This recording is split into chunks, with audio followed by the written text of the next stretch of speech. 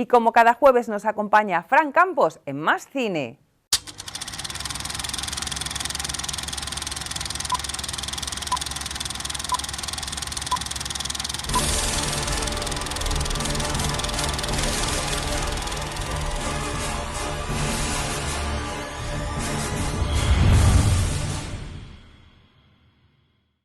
Pues ya ha llegado el momento de hablar del séptimo arte y ya saben que lo hacemos de la mejor mano de nuestro director de cine favorito, Fran Campos. Bienvenido de nuevo, Fran. Buenas tardes, Rosana.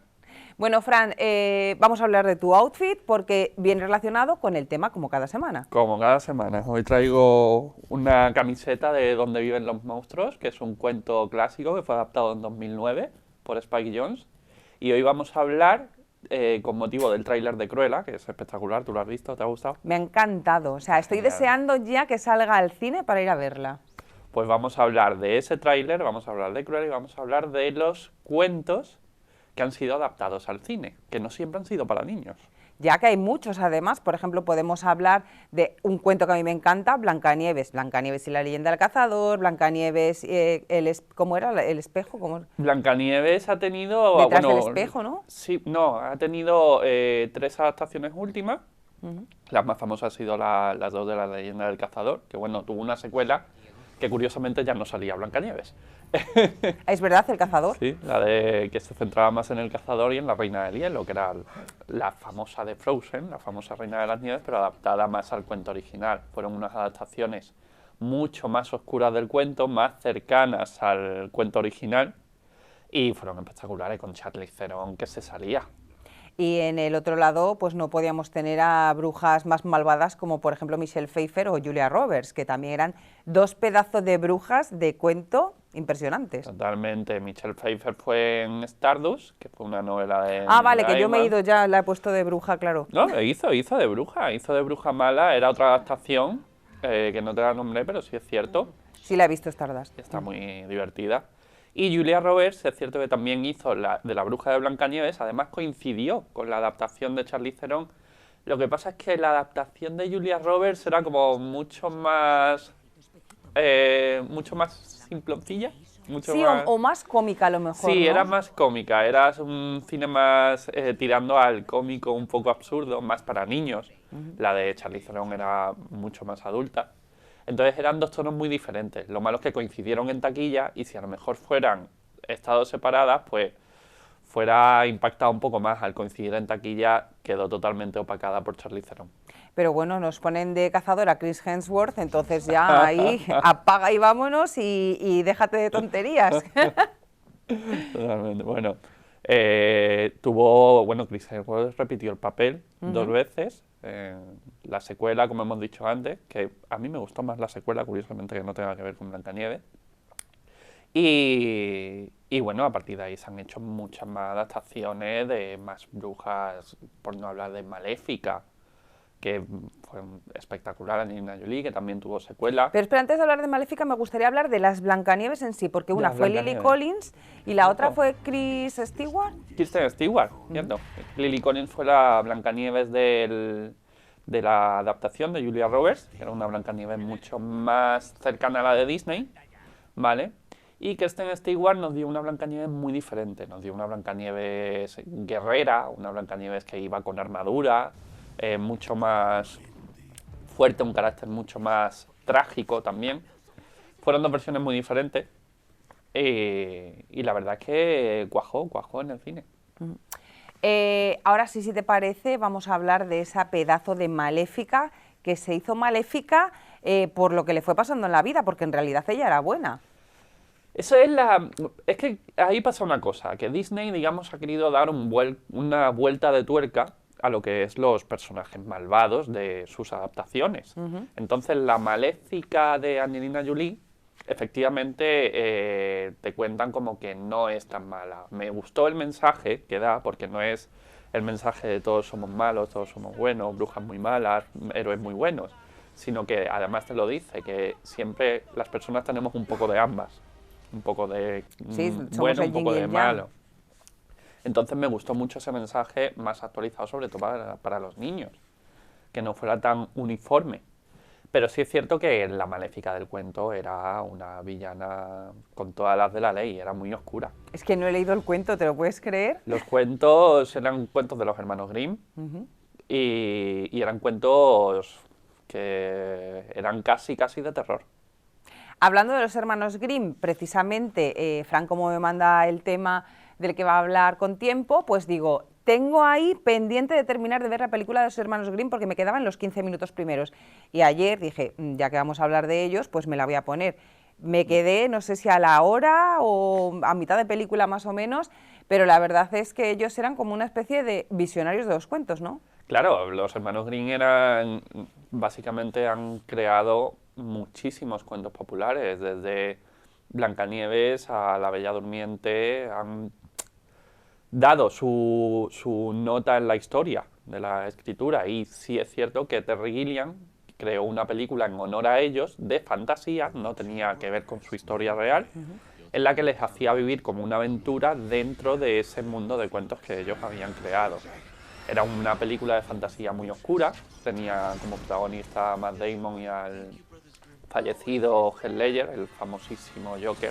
Que precisamente ayer me dio mucha pena ver la película precisamente por Heath Ledger. Sí, yo la vi en el cine, me acuerdo yo. Bueno, también sale Lena Headey, que es la Cersei Lannister de Juego de Tronos.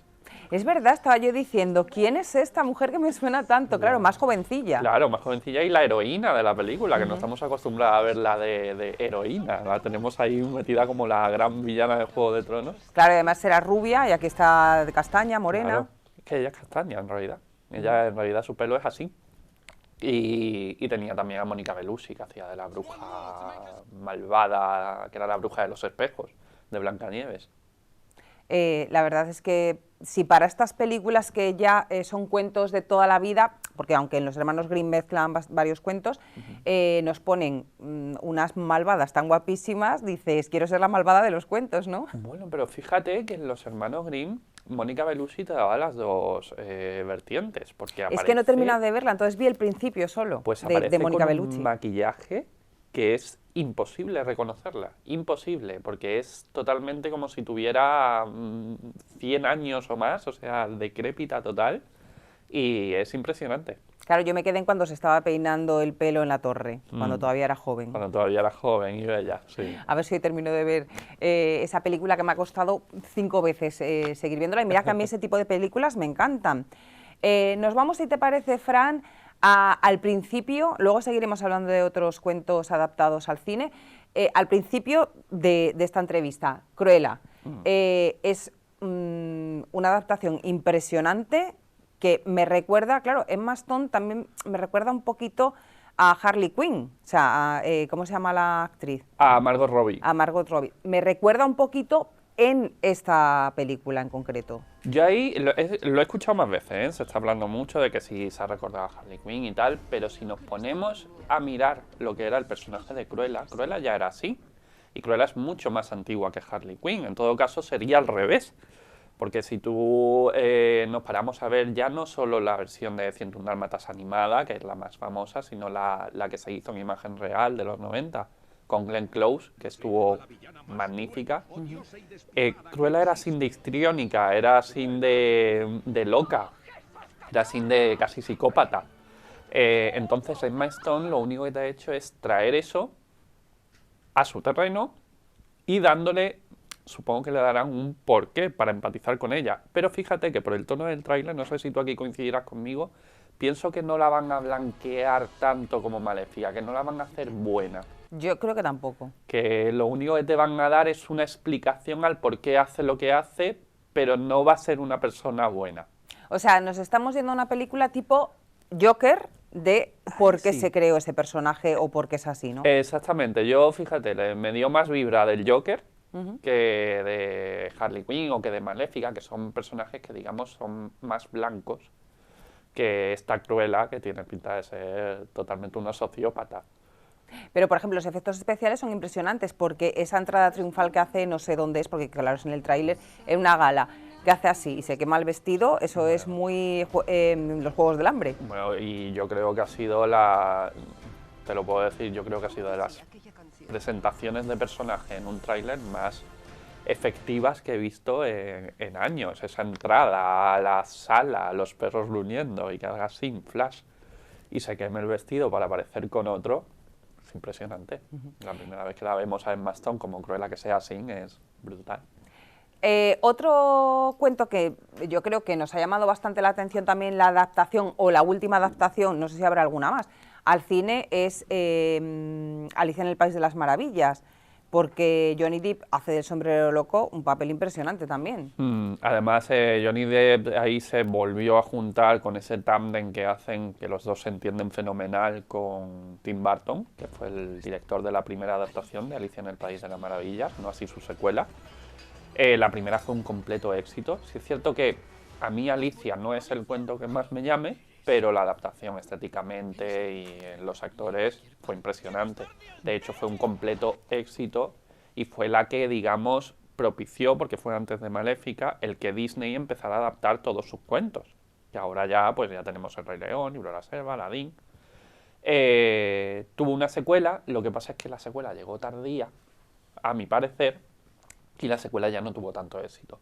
Pero la primera parte, aparte, ya no solo Johnny Depp, que hace un gran papel, sino ahí tenemos a Helena Bonham Carter, haciendo de la Reina de Corazones, o a Anne Hathaway, que también salía en la película. Era un repartazo.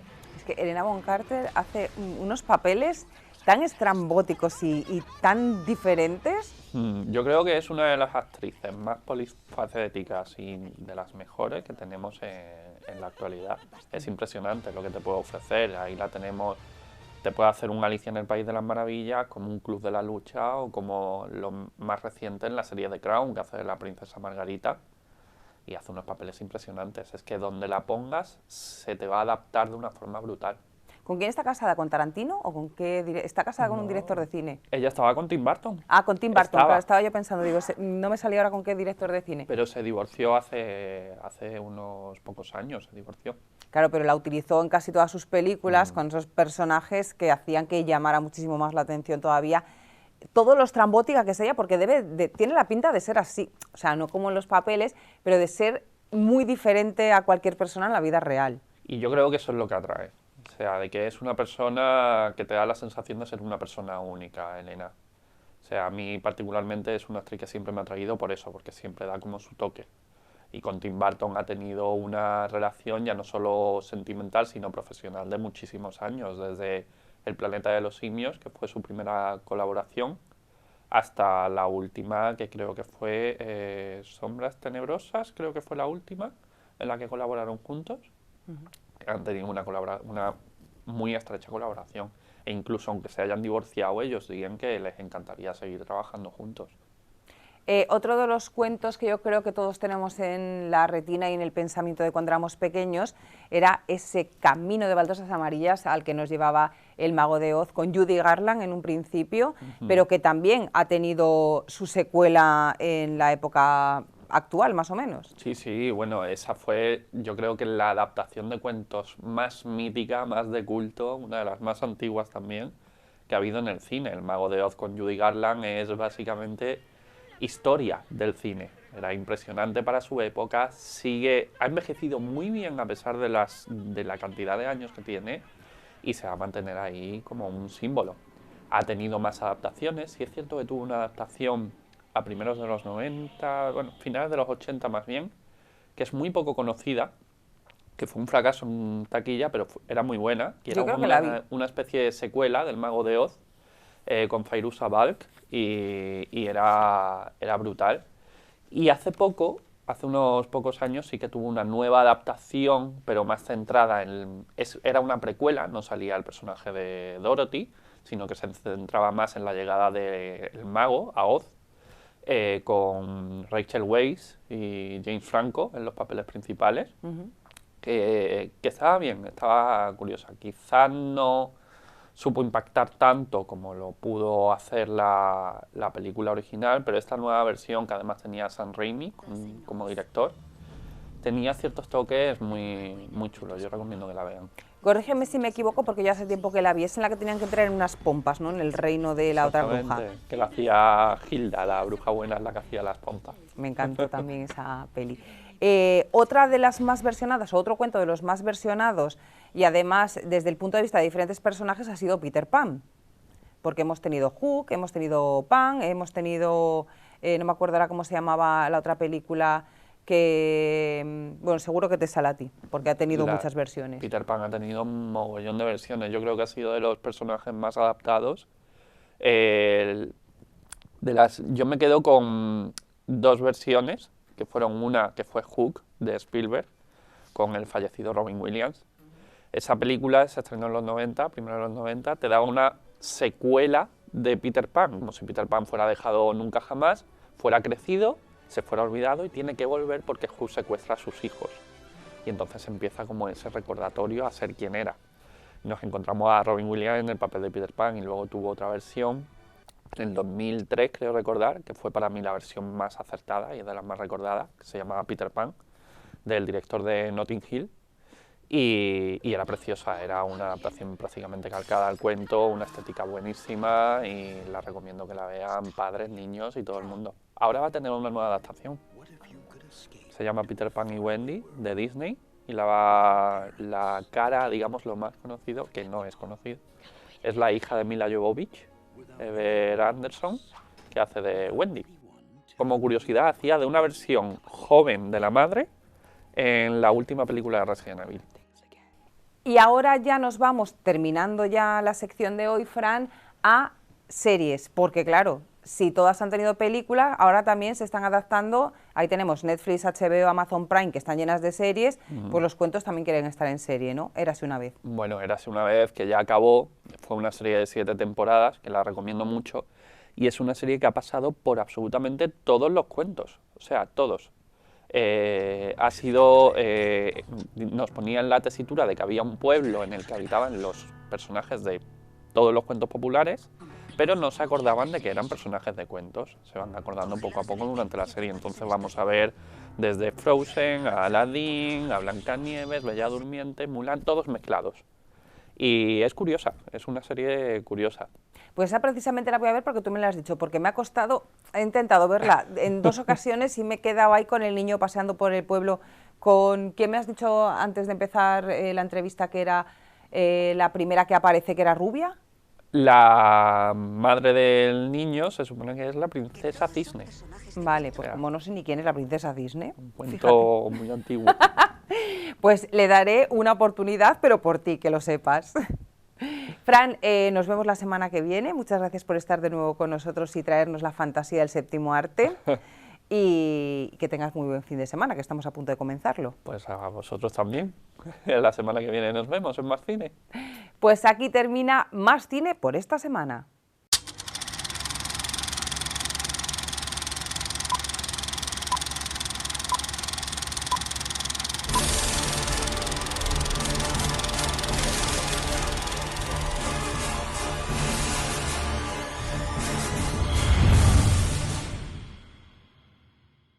Nos vamos a publicidad y enseguida continuamos en Más Torremolinos.